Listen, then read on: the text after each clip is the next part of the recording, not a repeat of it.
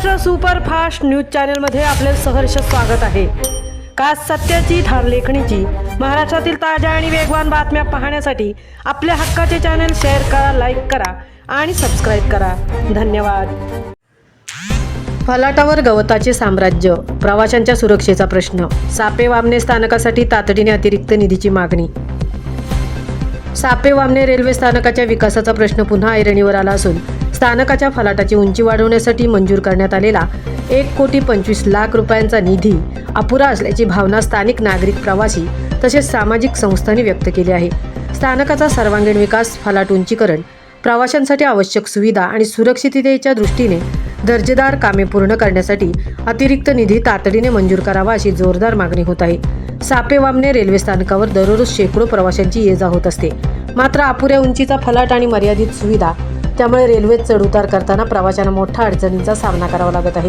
विशेषतः ज्येष्ठ नागरिक, महिला, दिव्यांग आणि विद्यार्थ्यांसाठी ही परिस्थिती अधिक धोकादायक ठरत असल्याचे नागरिकांचे म्हणणे आहे। याशिवाय स्थानकाच्या फलाटावर आणि परिसरात मोठ्या प्रमाणावर गवत वाढल्याने स्वच्छतेचा प्रश्नही गंभीर बनला आहे।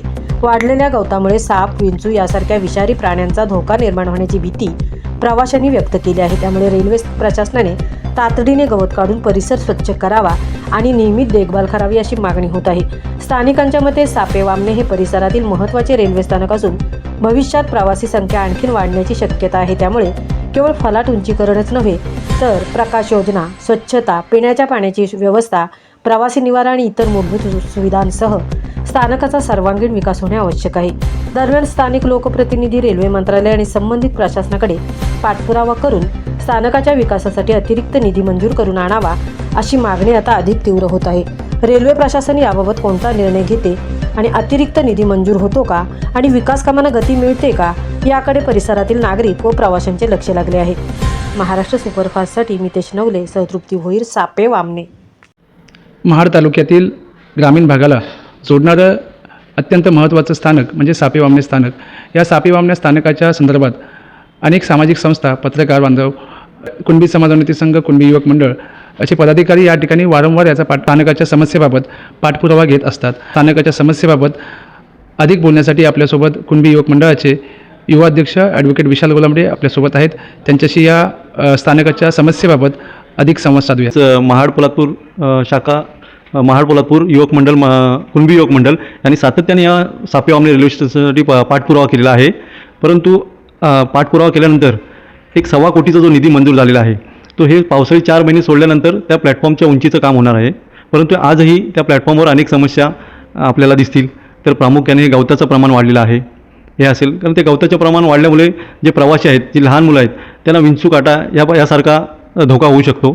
त्याचप्रमाणे जो त्या आता रस्ता झालेला आहे स्टेशनच्या बाजूने, त्या रस्त्याची अवस्था दुरावस्था झालेली आहे। जर अजूनही पाऊस पडला तर तो रस्ता वाहून जाण्याची शक्यता आहे। त्याचप्रमाणे ज्या सापे वामने रेल्वे स्टेशनवर वाढत्या गर्दीचं प्रमाण बघितलं तर स्वतंत्र पार्किंगची व्यवस्थेची गरज आहे आणि संध्याकाळच्या जी गाडी येते त्यासाठी कमी प्रकाश असल्यामुळे हे प्रवाशांना त्रास होत आहे त्याचा। सापे वामने हे रेल्वे स्टेशन जर पाहिलं तर महाड तालुक्यातील खाडीपट्ट्यामधलं सर्वात महत्त्वाचं रेल्वे स्टेशन आहे। या ठिकाणी मुंबईवरून आणि इथून मुंबईला जाणारे अनेक प्रवासी रोज प्रवास करत असतात आणि आज जर पावसाच्या दिवसामध्ये जर पाहिलं तर या ठिकाणी खूप मोठ्या प्रमाणात या प्लॅटफॉर्मवर गवत वाढलेलं आहे आणि कोकणामध्ये आपल्याला सर्वांना माहिती आहे की खूप मोठ्या प्रमाणात साप आणि विंचवांचं प्रमाण आहे आणि विषारी सापसुद्धा याच्यामध्ये वावरत असतात। त्याची दगाबाज या प्रवाशांना होऊ शकतं। तर माझं कोकण रेल्वेला आणि कोकण रेल्वेच्या प्रशासनाला विनंती आहे की आपण या ठिकाणी हा जो वाढलेला गवत आहे या गवताला आपण साफसफाई केलं तर येणाऱ्या जाणाऱ्या प्रवाशांना खूप सुखकर होईल। कोकण रेल्वे या समस्येबाबत पुढे काय पाऊल उचलतं याकडे लक्ष लागणार आहे।